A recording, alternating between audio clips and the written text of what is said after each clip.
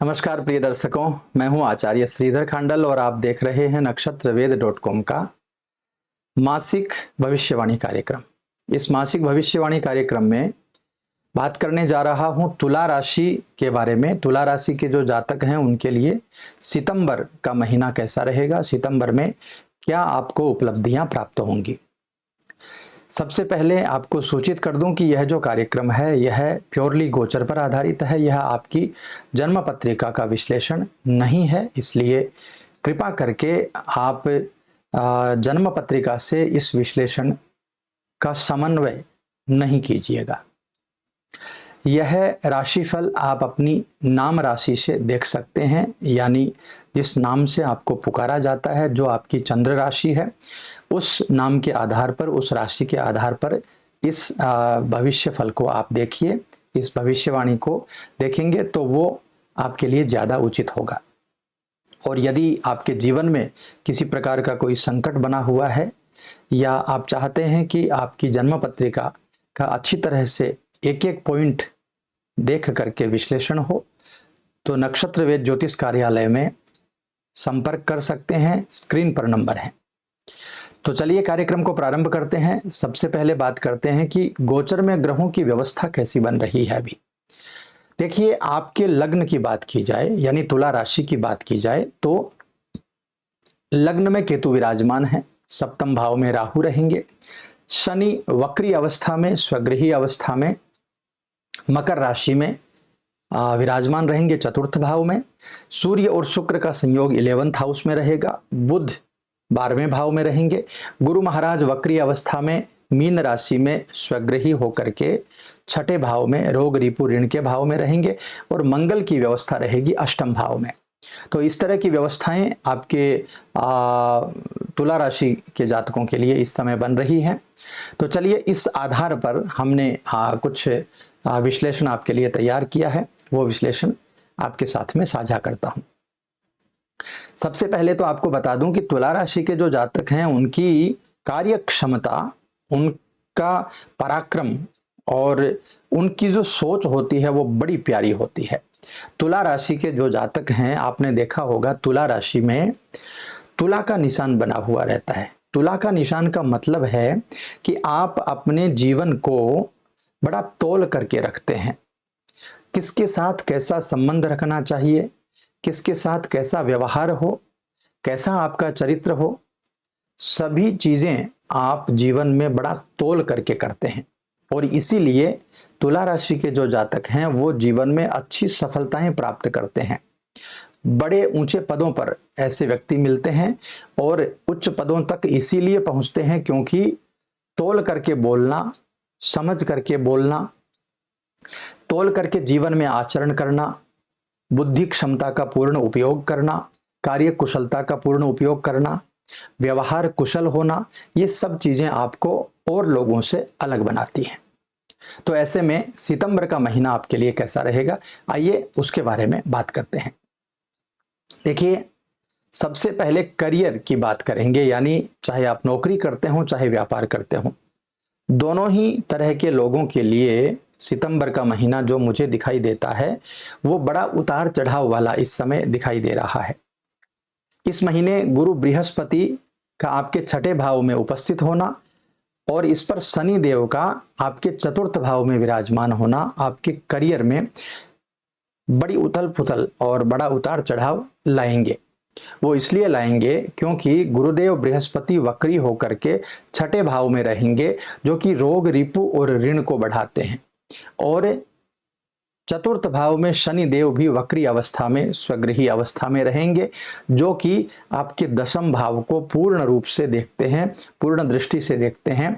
तो ऐसे में आपके करियर में, आपके व्यापार में थोड़ा उतार चढ़ाव इस समय रह सकता है, कुछ समस्याएं बन सकती हैं। ध्यान दीजिएगा और अच्छी तरह से अपने करियर और व्यापार में आगे बढ़ने की कोशिश कीजिएगा। मैंने इसीलिए आपको पहले बताया है कि आपकी बुद्धि क्षमता बड़ी अच्छी होती है, कार्य कुशलता बहुत अच्छी होती है। तो उस कार्य कुशलता और बुद्धि क्षमता का उपयोग करके आप ये जो उठापटक है, ये उतार चढ़ाव जो है, इसको बड़े आसानी से पार कर सकते हैं। आपको अपनी प्राथमिकताओं के ऊपर ध्यान देना चाहिए। इस समय बहुत व्यावहारिक होना चाहिए। आपकी कार्य क्षमता इस समय प्रभावित होगी, तो अपने कार्य क्षमता को प्रभावित नहीं होने देना है। आपके मानसिक संतुलन को बना करके चलना है, तब जाकर के आपके करियर का जो मामला है वो आगे बढ़ेगा और किसी भी प्रकार का उसमें ब्रेक नहीं लगेगा। व्यापारियों को व्यापारिक संकटों का सामना इस समय करना पड़ सकता है। व्यापारियों को कुछ बुरी व्यवस्थाएं मिल सकती हैं, कुछ ऐसे लोग जो आपको बदनाम कर सकते हैं, जो आपके शत्रु हैं। आपके शारीरिक व्यवस्था थोड़ी कमजोर हो सकती है, या ऋण की व्यवस्था आपके ऊपर बढ़ सकती है। तो ऐसी व्यवस्था में आपको अपने कार्य क्षेत्र को, आपको अपने व्यापार को बहुत अच्छे से समझपूर्वक आगे बढ़ाने की कोशिश करनी चाहिए, तब जाकर के यह व्यवस्था आपके लिए अच्छी बन पाएगी। अब बात करते हैं विद्यार्थियों के लिए। पढ़ाई लिखाई बहुत अच्छी होगी, इच्छानुसार फल आपको प्राप्त होंगे। शिक्षा का भाव यानी पंचम भाव के स्वामी शनि जो हैं वो खुद की राशि में मकर राशि में स्थित हैं, जो कि आपके लिए बहुत ही अनुकूल है। तो शिक्षा के मामले में विद्यार्थी इस समय काफी आगे बढ़ेंगे।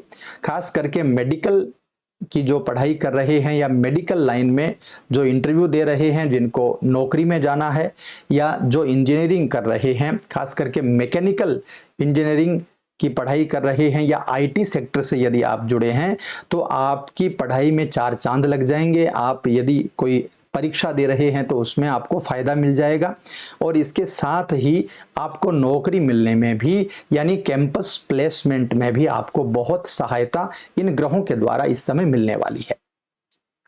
आप अपनी परीक्षा में अच्छे परिणाम प्राप्त करेंगे।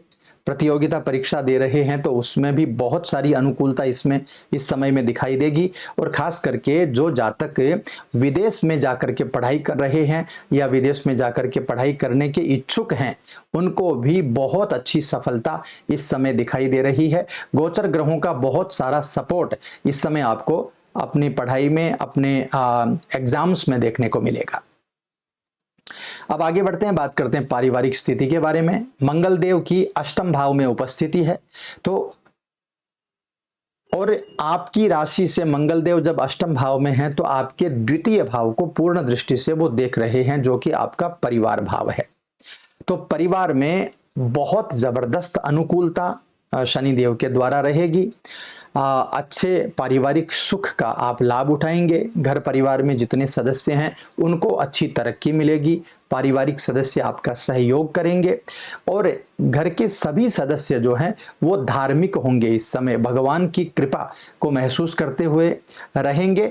और अष्टम भाव जो है वो विदेश यात्रा का भाव है। तो आपके परिवार में कोई व्यक्ति यदि नौकरी करता है, या आपके परिवार में कोई व्यक्ति यदि व्यापार करता है, तो उसका विदेश से जुड़ाव होगा। यानी व्यापार यदि करते हैं तो आयात निर्यात की व्यवस्थाएं बनेंगी। नौकरी यदि करते हैं तो किसी विदेशी कंपनी में नौकरी मिलने के भी चांस आपके लिए बन जाएंगे। यानी कुल मिलाकर के बहुत ही अच्छी व्यवस्था आपके पारिवारिक जीवन में इस समय दिखाई दे रही है।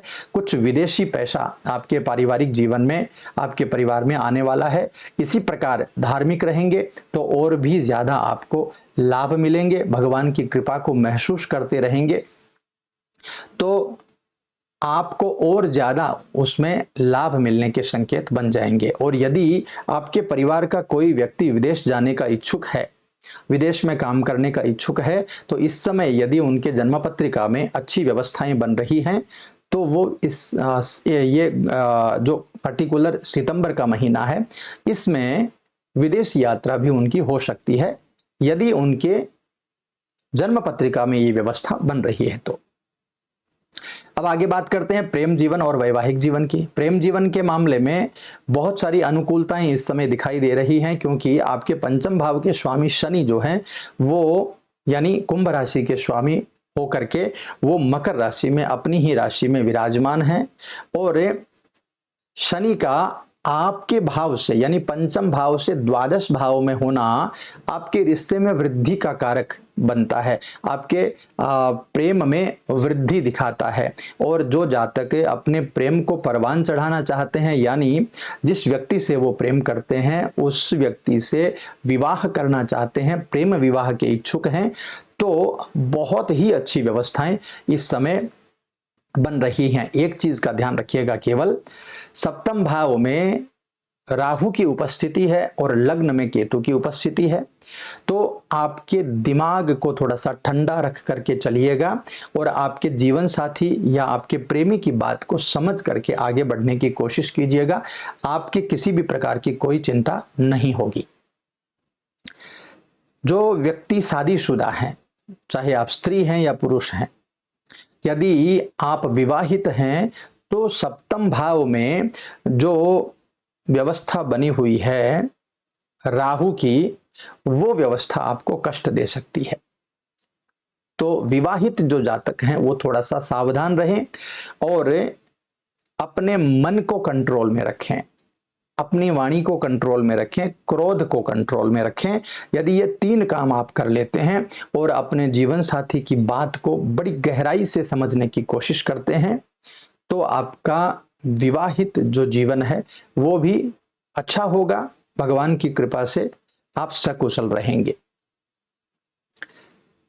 यदि आपके जीवन साथी के विचारों को आप अच्छे से समझने की कोशिश करेंगे तो यह समय आपके लिए बहुत ही अच्छा जाने वाला है। अब आगे बढ़ते हैं, बात करते हैं स्वास्थ्य का पलड़ा कैसा रहेगा। स्वास्थ्य के मामले में इस समय थोड़ा ज्यादा जागरूक रहने की आपको जरूरत है। और वो क्यों जरूरत है? क्योंकि छठे भाव में मीन राशि में वक्री अवस्था में बृहस्पति देव विराजमान हैं, जो कि आपके छठे भाव को एक्टिव कर देंगे, छठे भाव को सक्रिय कर देंगे। उसके कारण रोग, रिपु और ऋण, मैंने ये बात आपको पहले भी बताई है, रोग बढ़ जाएंगे, शत्रु बढ़ जाएंगे और ऋण ज्यादा हो जाएगा, यानी आपका कर्जा ज्यादा बढ़ जाएगा। तो इन तीनों चीजों के ऊपर आपको लगाम लगानी है और अंत में आपको उपाय भी बताऊंगा। वो उपाय करके आप ये तीनों चीजों को कंट्रोल भी कर सकते हैं। तो छठे भाव में बृहस्पति देव के बैठने से क्या होगा? रोग बढ़ जाएंगे। रोग बढ़ने का के कारण आपकी जो प्रोडक्टिविटी है वो कम हो जाएगी। और जिनको खास करके जो लोग ज्यादा मोटे हैं, जिनको शारीरिक कुछ समस्याएं पहले से बनी हुई हैं, खास करके पेट की समस्याएं बनी हुई हैं, जैसे जिनको अपच रहता हो, कब्ज की प्रॉब्लम, कॉन्स्टिपेशन निरंतर रहता हो, गैस्ट्रिक की प्रॉब्लम रहती हो, अल्सरेटिव कोलाइटिस जैसी प्रॉब्लम आपको रहती हो, तो आपकी यह समस्याएं और ज्यादा बढ़ने की व्यवस्थाएं बना रही हैं। इस महीने के द्वितीय भाव में मंगल का अष्टम भाव में गोचर जो हो रहा है वो भी आपके हॉस्पिटल्स का खर्चा बढ़ा देगा, आपके रोग को बढ़ा देगा। और मैंने कहा था शत्रु भी बढ़ेंगे, तो शत्रु बढ़ने से इस समय ऐसा कोई बात आप बोल सकते हैं किसी को, या किसी के साथ आपकी कोई गलतफहमी हो सकती है, उसके कारण पुलिस मुकदमा, कोर्ट कचहरी से संबंधित चीजें भी घटित हो सकती हैं। यदि आपकी जन्म पत्रिका का समय इस समय खराब चल रहा है तो थोड़ा सा ज्यादा ध्यान रखिएगा। हॉस्पिटल्स का खर्चा संभव है तो उसके ऊपर भी कंट्रोल जरूर रखिएगा। अब चलिए आपको मैं बता देता हूं उपाय क्या करने हैं। देखिए, आपके मैक्सिमम चीजें जो खराब हैं इस समय वो हैं रोग, रिपु और ऋण, जो कि बृहस्पति देव की वजह से है। और दूसरी चीज जो खराब है वो है मंगल देव की वजह से।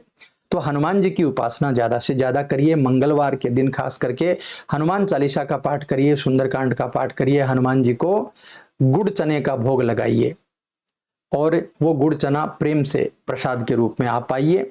आपको बहुत अच्छी व्यवस्थाएं हनुमान जी की कृपा से मिलेंगी। और दूसरी बात, गुरुदेव बृहस्पति के कारण जो अव्यवस्थाएं बन रही हैं उनके लिए बृहस्पति देव को शांत करने के लिए, बृहस्पति देव की कृपा प्राप्त करने के लिए, उनसे संबंधित यदि आपके कुंडली में बृहस्पति देव की व्यवस्था अच्छी नहीं है तो आपको यह परिणाम और ज्यादा खराब आएंगे। इसलिए गुरुवार के दिन भगवान विष्णु की आराधना करें, केले के पेड़ में जल चढ़ाएं, केले के पेड़ की पूजा करें, ओम ब्रीम बृहस्पतये नमः इस मंत्र का जाप करें, गाय को बेसन की रोटी या आटे में हल्दी डाल करके रोटी बना करके खिलाएं और बृहस्पति देव को पीली वस्तुओं का भोग लगाएं। पीला हलवा बना करके, थोड़ा सा केसर डाल करके उसमें अच्छे से हलवा बना करके, या पीला कलर भी डाल सकते हैं, पीली रोटी का भोग लगा सकते हैं। इस तरह पीले पदार्थों का भोजन बृहस्पति देव को कराएं, भगवान नारायण को भोग लगाएं, तो आपकी ये जो समस्त व्यवस्थाएं हैं वो ठीक रहेंगी और आपके जीवन में सुख, शांति और समृद्धि बनी रहेगी। तो मित्रों, यह था तुला राशि, तुला लग्न के जातकों के लिए राशिफल सितंबर के महीने का। यह कैसा लगा आपको कमेंट करके ज़रूर बता दीजिएगा। यदि अच्छा लगा हो तो लाइक, शेयर, सब्सक्राइब ज़रूर कर दीजिएगा।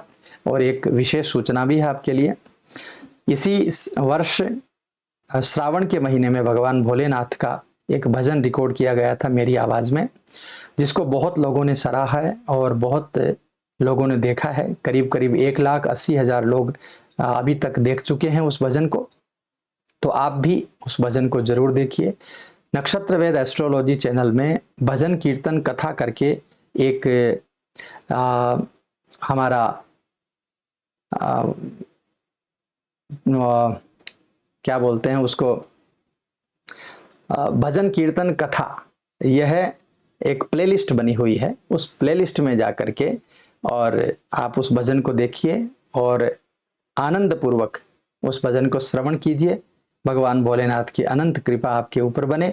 और यदि अच्छा लगे तो लाइक, शेयर, सब्सक्राइब भी ज़रूर कीजिएगा। यदि आपका कोई सुझाव है इस कार्यक्रम से संबंधित तो हमें कमेंट करके ज़रूर बताइए। मैं मिलता हूँ आपसे अगले कार्यक्रम में। तब तक के लिए खुश रहिए, आनंदित रहिए, यूं ही मुस्कुराते रहिए। ओम नमः शिवाय।